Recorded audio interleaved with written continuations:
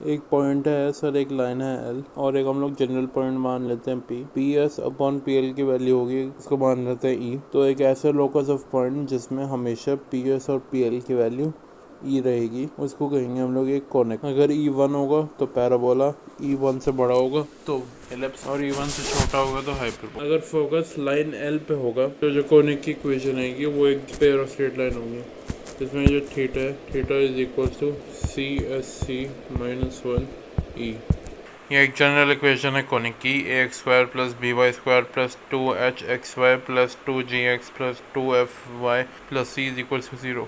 हम लोग एक क्वान्टिटी डिस्क्राइब करते हैं delta, that is A B C plus में 2fgh माइनस में ए एफ स्क्वायर माइनस में ए जी स्क्वायर माइनस में सी एच स्क्वायर। इसमें यह है कि ये दोनों सेम ऐसे ऐसे ऐसे प्रोनाउंस हो रहे हैं और ये लोग भी ऐसे ऐसे ऐसे हो रहे हैं। इस तरीके से याद रख सकते हैं। अगर डेल्टा 0 हो जाएगा तो पेयर ऑफ स्ट्रेट लाइन है, और अगर डेल्टा 0 नहीं होगा तो पैराबोला एलिप्स हाइपरबोला हो सकता है। अगर एच स्क्वायर ए बी से बड़ा होगा तो फिर हाइपरबोला, ए बी से छोटा होगा तो एलिप्स, और ए बी जितना होगा तो फिर पैराबोला। ये एक जनरल पैराबोला है। 1,0 पे इसका फोकस है। इसका डायरेक्ट्रिक्स है x is equal to minus है, 0,0 पे वर्टेक्स है, और -1,0 पे इसका फुट ऑफ डायरेक्ट्रिक्स है। ये जो एक्स एक्सिस है ये हम लोग एक्सिस ऑफ पैराबोला कह सकते हैं। कोई भी कॉर्ड हो सकती है, ये कॉर्ड है, ये कॉर्ड है, पर जो कॉर्ड जो फोकस से पास करती है वो एक फोकल कॉर्ड होती है। अगर हम लोग एक परपेंडिकुलर लाइन बना देते हैं एक्सिस के, इसको हम लोग डबल ऑर्डिनेट कहते हैं, और जो डबल ऑर्डिनेट फोकस के थ्रू पास करता है हम उसे लेटेस्ट रेक्टम कहते हैं। लेटेस्ट रेक्टम के कोऑर्डिनेट्स हैं ए कॉमा +-2 है, ऊपर और नीचे वाला, और इसकी लेंथ होती है 4 है। और सिर्फ यही फैक्टर है फोकल लेंथ का, चाहे किसी भी एंगल पे रोटेटेड हो या फिर कोई कहीं पे भी प्लेस्ड हो, फोकल लेंथ सेम पैराबोला की कांस्टेंट रहेगी। Length of latus rectum constant रहेगा, वर्टेक्स और फोकस के बीच का डिस्टेंस कांस्टेंट रहेगा, वर्टेक्स और डायरेक्ट्रिक्स का डिस्टेंस कांस्टेंट रहेगा, सब कुछ कांस्टेंट रहेगा। ये एक जनरल पैराबोला है। इसका जो जनरल पॉइंट होगा वो होगा AT स्क्वायर और 280, जिसमें T पैरामीटर है। और हम लोग यहाँ से देखेंगे ओरिजिन पे 0 होगा और यहाँ पे 1 होगा, यहाँ पे -1 होगा T, और ऐसे वेरी करता रहेगा। ये 1 से ज़्यादा, ये 1 से कम, ये -1 से ज़्यादा, ये -1 से कम। ये एक जनरल पॉइंट है P पैराबोला पे। तो जो वर्टेक्स से लाइन जॉइन करेगी P को OP, इसका स्लोप हो जाएगा 2/t, और PES जो लाइन बनेगी इसका स्लोप हो जाएगा 2t/t² -1। 2 पॉइंट्स हो गए P और Q, T1 और T2 के रिस्पेक्टिवली। इन दोनों को लाइन जॉइन जो कर रही है उसका slope MQP is equal to 2/T1 + T2, और इसी लाइन की इक्वेशन हो जाएगी y is equal to 2t1 + t2 into x plus a t1 t2। ये जो लाइन है ये पैराबोला की या फिर एक्स एक्सिस को इंटरसेक्ट करती है, -a t1 t2 0 पे इंटरसेक्ट करती है। इससे एक और रिजल्ट निकलता है, डेट इज समझो एक पॉइंट है अल्फ़ा।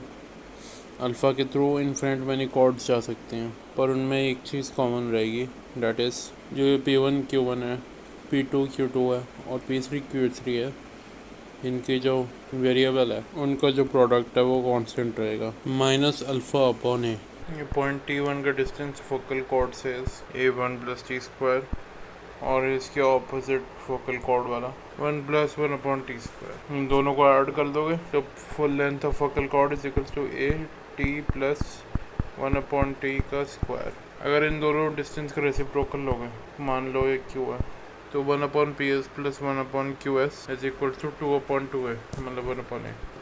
तो इसका मतलब है PS QS और 2a एक HM में है, या फिर कह सकते हैं 2a इन दोनों का HM है। अगर हम लोग क्वेश्चन सॉल्व कर रहे हैं जिसमें कॉर्ड निकालनी है और T1 T2 कांस्टेंट आ गया है, तो इसका मतलब यही हो गया कि ये एक्स एक्सिस को एक फिक्स पॉइंट पे काटेगी, that is A T1 T2, 0। और कोई भी रैंडम T1 T2 ऐसे कर रहे हैं, सेटिस्फाई एक कंडीशन आ रही है, इसका जो लेंथ होगा वो होगा A mod T1 - T2 √T1 + T2 का स्क्वायर प्लस 4, ये होगी डिस्टेंस, ये वाली ये डिस्टेंस। अगर S1 पॉजिटिव है तो पॉइंट पैराबोला के बाहर होगा, S1 नेगेटिव है तो पैराबोला के अंदर, और S1 0 है तो फिर वो पॉइंट पैराबोला पे ही होगा। तो हम लोग देखेंगे line with respect to a parabola. समझो कोई भी पैराबोला है P और एक लाइन है YMX और C। हमें क्या करना होगा, इसको Y को इसके Y में डाल देना होगा, या वाइस वर्सा इसको C को उधर जाके Y minus C by M को इसके X में डाल देना होगा। ये y = प्लस C ज़्यादा आसान लग रहा है, तो ऐसे ही हमारा आंसर आ जाएगा। फॉर एग्जाम्पल मैंने y² = 4x ले लिया, सो P = y² - 4x। अब y में ये डाल दिया, ये इसकी क्वाड्रेटिक बन जाएगी। क्वाड्रेटिक का d ये आएगा। अगर d अगर पॉजिटिव हुआ तो ये दो जगह काटेगा, d नेगेटिव हुआ तो काटेगा ही नहीं, और अगर d एग्जैक्टली 0 हुआ तो ये एक टेंजेंट बना देगा। इसके थ्रू एक कंडीशन आ जाती है टेंजेंसी की, a² = मैक, a = माइनक्राफ्ट और c = a/m। तो यहाँ पे a/m हो गया।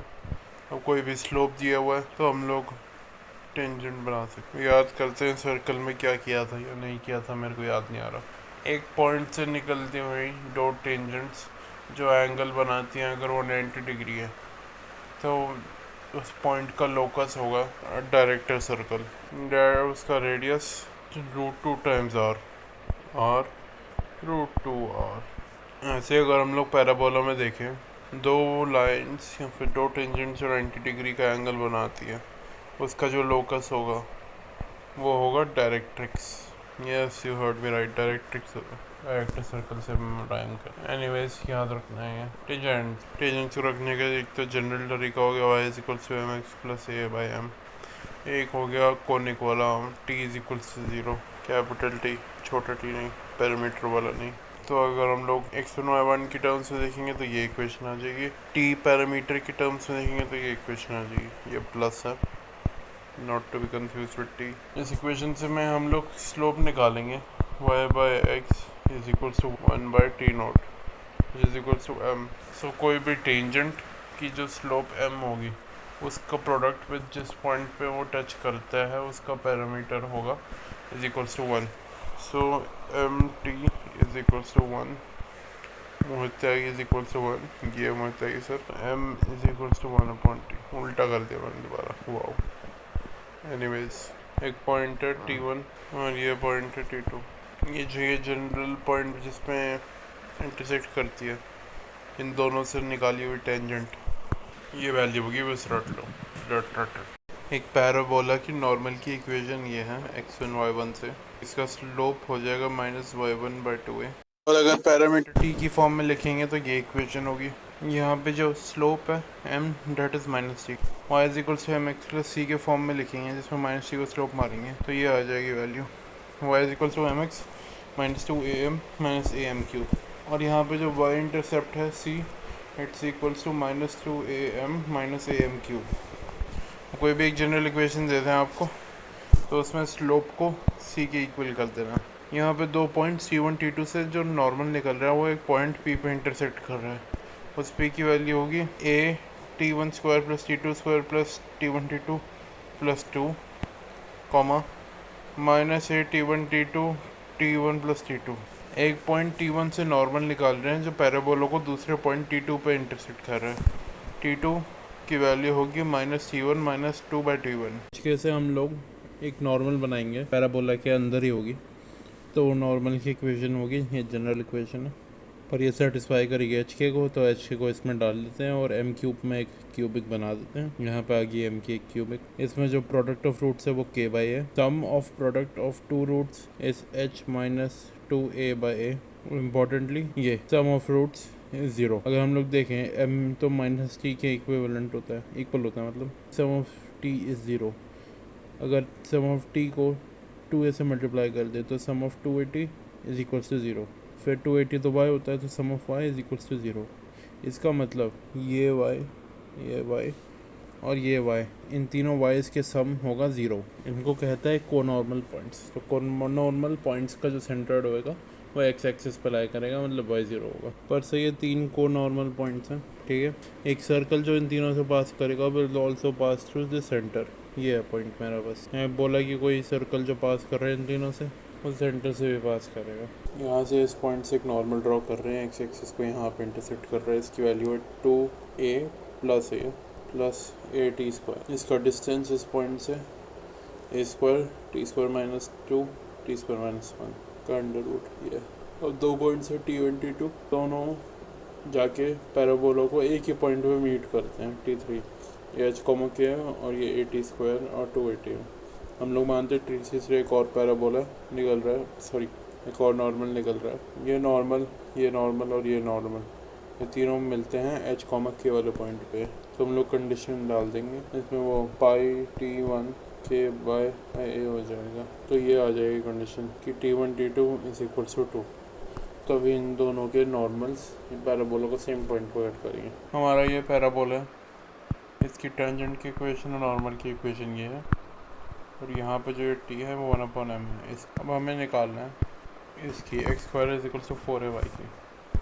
एक तो सबसे पहले ये कंडीशन है कि अगर हमें इन दोनों को रिलेट करना है तो हमें सिर्फ टी वाली इक्वेशन लेनी होगी। यहाँ पे अगर देखें, यहाँ पे बस एक्स और वाई को एक्सचेंज करना है। T x is equals to y plus A T square. यहाँ पे जो इसका स्लोप हो जाएगा इस इक्वेशन का, m is equals to t होगा। यहाँ पे t is equals to 1/m था। यहाँ पे y is equals to minus t x plus A t cube plus 280 है। यहीं पे x is equals to minus y t plus A t cube plus 280 है। ऐसे एक्सचेंज हो जाएगा। यहाँ पे t इज इक्वल्स टू -7, यहाँ पे t is equals to -1/m है। ये एक जनरल पैराबोला है, y is equals to 4x, और इसके ऊपर एक टेंजेंट की एक जनरल फॉर्म बना दी। अब यहाँ पे पूछ लिया अगर, या फिर हमें नीड होगी कि कौन से पॉइंट ऑफ कांटेक्ट ढूंढो, तो पॉइंट ऑफ कांटेक्ट की वैल्यू होती है a/m स्क्वायर 2a/m।